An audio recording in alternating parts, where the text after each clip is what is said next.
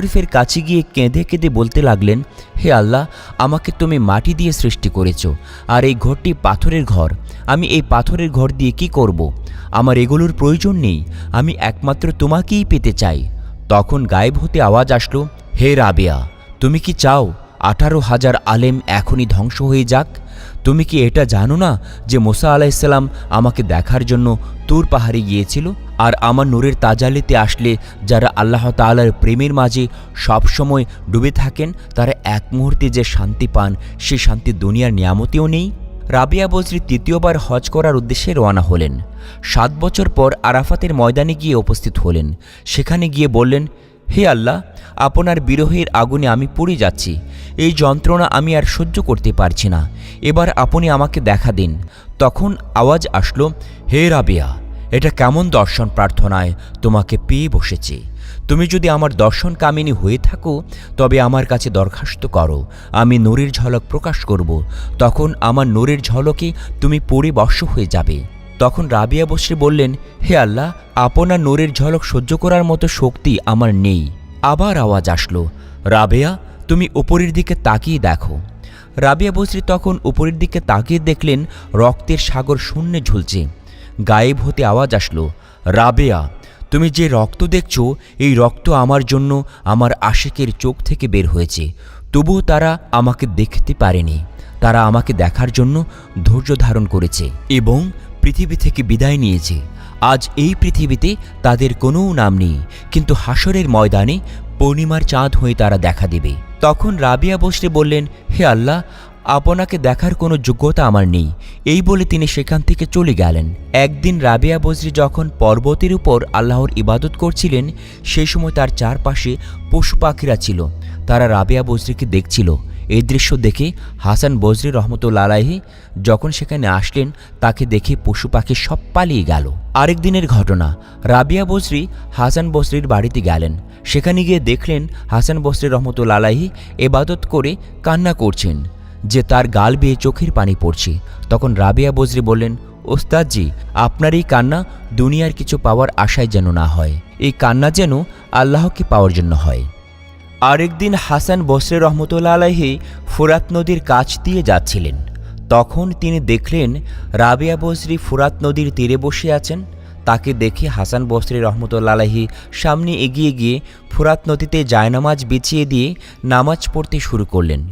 এই দৃশ্য দেখে রাবিয়া বজরিও তার জায়নামাজ আকাশে উড়িয়ে দিয়ে নামাজ পড়তে শুরু করলেন। রাবিয়া বজরি তখন বললেন, ওস্তাদজি, আপনি যা করলেন তা একটা মাছও করতে পারে, আর আমি যা করলাম তা একটা মাছিও করতে পারে। তাই এগুলো না করে আল্লাহ তাআলাকে রাজি খুশি করাই হলো ওলিদের কাজ। আরেকদিন হাসান বসরি রহমতুল্লাহ আলাইহি কয়েকজন বন্ধুদেরকে নিয়ে রাবিয়া বজরির নিকট সাক্ষাৎ করতে গেলেন। সে সময় রাবিয়া বজরির ঘরে কোনো আলো ছিল না।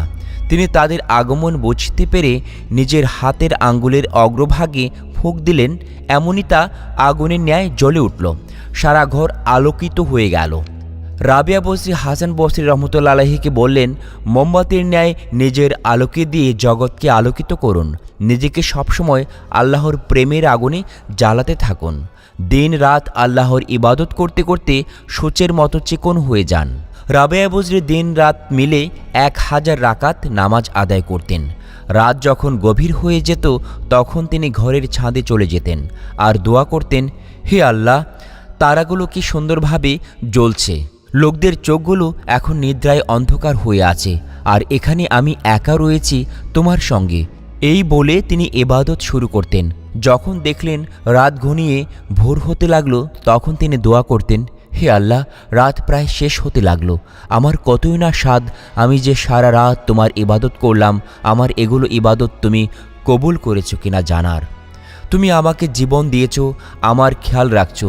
তুমি যদি আমাকে তোমার দরজা থেকে বিতাড়িত করো, তবুও আমি তোমার ভালোবাসার টানে তোমাকে কোনো দিনও ত্যাগ করে যাব না। হে আমার বন্ধু, আমার আশ্রয়দাতা, আমার আনন্দ, আমার পালনকর্তা, তুমি আমার প্রাণ। তোমায় পাওয়ার আশায় আমাকে জীবিত রেখেছে। তোমার ভালোবাসায় আমার কামনা। তুমি ছাড়া আমার কেউ নেই।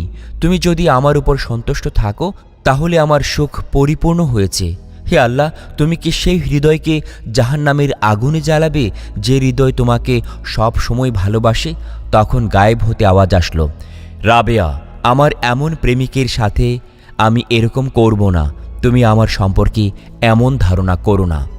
একদিন হাসান বসরি রহমতুল্লাহ আলাইহি রাবেয়া বজরিকে বললেন, এখন আপনাকে বিবাহ বন্ধনে আবদ্ধ হওয়া উচিত। তখন রাবেয়া বজরি বললেন, আমার অস্থি নেই, আমার দেহ নেই, আমি স্বাধীন নই, আমি আল্লাহ তাআলার অধীনে বন্দী, আর তাই আমার বিবাহের আলোচনা তার সাথেই করা উচিত। রাবিয়া বজরির এই কথা শুনে হাসান বজরি রহমতুল্লাহ আলাইহি বললেন, রাবেয়া, তুমি এই উচ্চস্থানে কিভাবে উঠলে? তখন তিনি বললেন, আমি পৃথিবীর আরামকে আল্লাহ তাআলার জন্য বিলীন করে দিয়েছি। তখন হাসান বসরি রহমতুল্লাহ